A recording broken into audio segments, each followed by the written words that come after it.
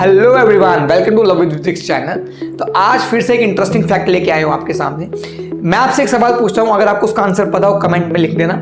नहीं पता है, पहले जब भी मैं आपसे सवाल पूछूं आप उसको पोज करना, सोचना कि क्या हो सकता है। अगर आपको आंसर पता है बहुत अच्छी बात है, कमेंट में लिखना मुझे। और नहीं पता है तो इस वीडियो को पूरा एंड तक देखिएगा। कभी आपने सोचा है कि मिट्टी के बर्तन के अंदर या फिर मिट्टी का जो घड़ा होता है, मिट्टी का जो मटका होता है, अलग अलग जगह अलग अलग चीजें बोलते हैं, जो मिट्टी का पॉट होता है बेसिकली, जो हम पानी भरने के लिए यूज करते हैं, उसके अंदर गर्मियों में पानी ठंडा कैसे हो जाता है? कभी आपने सोचा है? अब मैंने अपने भाई से पूछा, अपनी बहन से पूछा, अपनी मम्मा से पूछा, तो वो अजीबोगरीब जवाब दे रहे। होता है तो होता है, उनको क्या है, क्योंकि उन्होंने फिजिक्स नहीं पढ़ी। पर हमने तो फिजिक्स पढ़ी है, तो अगर हमने फिजिक्स पढ़ी है तो क्यों ना फिजिक्स के लॉ अप्लाई करें। तो बेसिकली सारे फिजिक्स ही है। अब आप कहोगे सर जेईई और नीट के चैनल पर आप ये क्या लेकर आ गए? तो ये भी आपके जेईई और नीट के कोर्स के अंदर है। हाँ, क्योंकि ये रियल एप्लीकेशन है तो हम इसको नजरअंदाज कर देते हैं, पर आज मैं नजरअंदाज नहीं करने दूंगा। इसका रीजन हम जान के रहेंगे। तो सबसे पहले बात आती है कि जो मटके का पानी है, सवाल क्या है, मटके का जो पानी है वो ठंडा क्यों हो जाता है, थोड़ी देर बाद ठंडा कैसे हो जाता है? अब आप सोच के देखो होता क्या है एक्चुअल में। जो मिट्टी का मटका होता है उसके अंदर क्या होता है, बहुत छोटे छोटे पोर्स होते हैं। पोर्स मतलब छेद होते हैं, बहुत छोटे छोटे, हमें दिखते नहीं, ऐसा नहीं कि बहुत बड़े बड़े छेद है जो दिख रहे हैं। बहुत छोटे छोटे माइक्रो लेवल पर क्या होते हैं, पोर्स होते हैं मिट्टी के घड़े के अंदर। अब होता क्या है, जो मिट्टी के घड़े के अंदर जो पोर्स है वो कैपिलरी का काम करे, क्योंकि एक पतली ट्यूब, एक पतले पतले चैनल्स हो गए, वो पोर क्या है, पतले पतले चैनल्स का काम कर रहे हैं। मतलब मान लो कुछ भी थिकनेस है उस मिट्टी के घड़े की, उसके अंदर पतले पतले पोर्स है, वो क्या है, पतली पतली ट्यूब का काम कर रही है। और पतली पतली ट्यूब क्या होती है बेटा, कैपिलरी का काम कर सकती है। और कैपिलरी हो रही है तो कैपिलरी के कारण क्या होता है बेटा, जो अंदर का पानी होता है वो सरफेस पर आ जाता है, क्योंकि कैपिलरी राइज आपने पढ़ा होगा। ये आपका कॉन्सेप्ट कहां पर आता है, फ्लूइड मैकेनिक्स के अंदर। ठीक है, कैपिलरी रिएक्शन के नाम से एक टॉपिक आता है, आपने जरूर पढ़ा होगा। जब भी एक पतली चैनल हम किसी पानी के अंदर डुबाते हैं तो उसमें पानी का कुछ राइज हो जाता है। सिमिलरली यहाँ पर मटके के जो पोर्स हैं वो छोटी छोटी चैनल का काम करते हैं, और जिसके कारण जो पानी है वो सरफेस पर आ जाता है।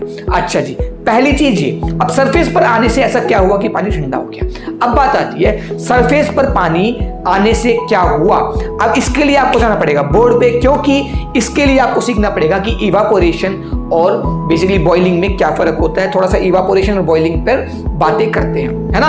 तो बेसिकली आप बोर्ड पे किसको कॉन्सेप्ट को समझिए, पहले इवापोरेशन और बॉइलिंग को आप अलग अलग से समझिए कि क्या इनमें फर्क होता है, क्या इनमें सिमिलरिटी होती है। इवापोरेशन और बॉइलिंग लोगों को कुछ कुछ लगता है सेम सा, पर है भी कुछ कुछ सेम, पर काफी सारा डिफरेंस है, वो हम सीखेंगे।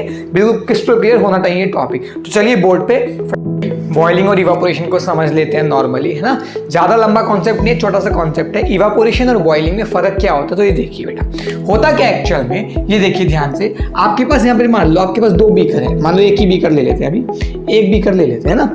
एक बीकर के अंदर क्या था बेटा, पानी भरा था। चलिए, पानी भरा था, पानी हो या कोई भी लिक्विड हो सकता है। तो होता क्या है, कोई भी टेम्परेचर हो, कोई भी रूम टेम्परेचर हो, रूम टेम्परेचर ज्यादा हो कम हो, हर मोमेंट पर क्या होता है, ये पानी वेपर में कन्वर्ट होता रहता है ना। पर होता क्या है, ऊपर से एटमॉस्फेरिक प्रेशर होने के वजह से, है ना, एटमॉस्फेरिक प्रेशर क्या है, जो बाहर की हवा प्रेशर लगा रही है, बाहर का जो एटमॉस्फेयर है वो अपने ऊपर प्रेशर लगा रहा है, उस प्रेशर की बात करें वो एटमॉस्फेरिक प्रेशर है। और ये वेपर्स क्या है, ये पानी की वेपर्स के कारण क्या होगा बेटा, वेपर प्रेशर होगा, है ना, वेपर प्रेशर होगा, वेपर प्रेशर होगा। अब होता क्या है, अगर टेम्परेचर मान लो रूम टेम्परेचर है, तो होता क्या है, ये सारा का सारा पानी गैस में कन्वर्ट क्यों नहीं होता। आपने कभी सोचा है कि भाई आप टेम्परेचर इंक्रीज करते हो तो ये पानी गैस में कन्वर्ट होने लग जाता है, अदरवाइज पानी रहता है, नॉर्मल पानी रहता है। ऐसा नहीं कि उस टाइम पर पानी की जो स्टेट है वो गैस स्टेट में कन्वर्ट नहीं हो रही है, होती है, पर एक्चुअल में क्या होता है, ठीक है, एट नॉर्मल टेम्परेचर होता क्या है बेटा, कि जो एटमॉस्फेरिक प्रेशर होता है वो क्या होता है बेटा, ज्यादा होता है, किससे, वेपर प्रेशर से। अच्छा भाई, अब इसकी वजह से क्या हुआ फिर, तो क्या होता है बेटा कि जो एटमॉस्फेयर का जो दबाव है वो ज्यादा है इन वेपर प्रेशर के दबाव के कारण।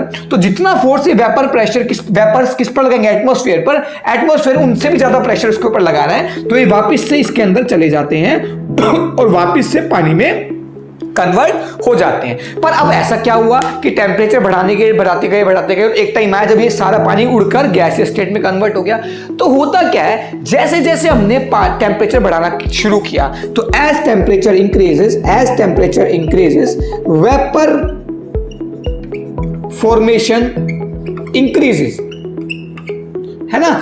जितने ज्यादा पानी, जैसे मान लो पहले पानी की 10 मॉलिक्यूल ऊपर जा रहे थे, अब मान लो 1000 मॉलिक्यूल ऊपर जाने लग गए, गैस स्टेट में कन्वर्ट होने लगे किसी नए टेम्परेचर पर जो कि पहले से ज्यादा है, और टेम्परेचर बढ़ाया तो मान लो 1 लाख वेपर कन्वर्ट होने लगे। मैं एक से रैंडम डेटा ले रहा हूं। तो इसकी वजह से होता क्या है, ये क्या होता क्या है, अब जैसे जैसे वेपर्स बहुत ज्यादा कन्वर्ट होंगे, किसके, इस पानी के हवा में वेपर्स ज्यादा कन्वर्ट होंगे, तो एक टाइम आएगा जब वेपर प्रेशर किससे ज्यादा होगा बेटा, एटमॉस्फेरिक प्रेशर से।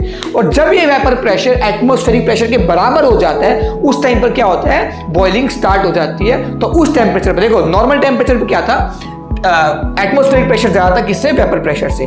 जैसे जैसे हमने टेम्परेचर इंक्रीज करते गए वेपर प्रेशर इंक्रीज होता गया। एक टाइम ऐसा आया जब एक टेम्परेचर ऐसा आया होगा जब जितने वेपर कन्वर्ट हो रहे थे उनकी वजह से जो प्रेशर था तो वो किसके बराबर था, एटमॉस्फेरिक प्रेशर की। तो व्हेन